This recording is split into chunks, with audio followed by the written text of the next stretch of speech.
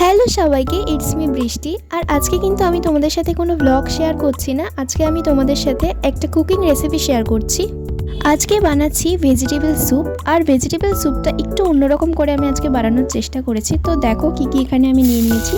তো আমি এখানে আদা কুচি, রসুন কুচি, পেঁয়াজ কুচি আর দুটো কাঁচা লঙ্কা চিড়ে নিয়েছিলাম। তো সেটাই কড়ার মধ্যে একটু সাদা তেল দিয়ে তার মধ্যে এগুলো দিয়ে দিলাম।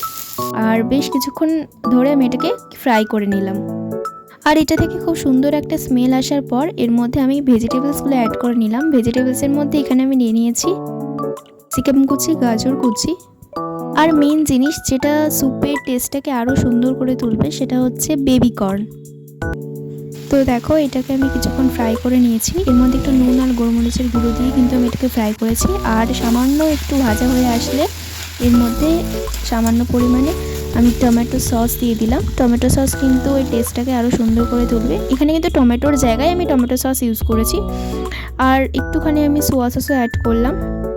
তারপর কিছুক্ষণ কুক করে নেওয়ার পরে এর মধ্যে আমি কর্নফ্লাওয়ার গোলা জলটা দিয়ে দিলাম।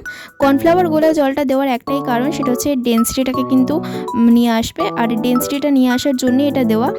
আর তারপর আমি আর একটা পাত্রে ডিমের সাদা অংশটা রেখেছিলাম, তো সেই সাদা অংশটাই এর মধ্যে আমি দিয়ে দিলাম। আর বেশ কিছুক্ষণ এটাকে কিন্তু আমি একটু নেড়ে চেড়ে নিচ্ছি। আর বিশ্বাস করো এটা থেকে এত সুন্দর গন্ধ বেরোচ্ছিল না।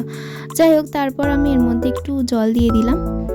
তারপর ভালো করে নাড়াচাড়া করে নেওয়ার পরে একটুখানি আমি পাতিলেবুর রস দিয়ে দিলাম। এটা কিন্তু অপশনাল, তোমরা দিতেও পারো, নাও দিতে পারো, বা এর মধ্যে ভিনিগারও তোমরা অ্যাড করতে পারো। তো এর মধ্যে তারপর একটু নুন আর গোলমরিচের গুঁড়ো অ্যাড করে দিলাম। আর কিছুক্ষণ এটাকে আমি নাড়াচাড়া করে নিলাম।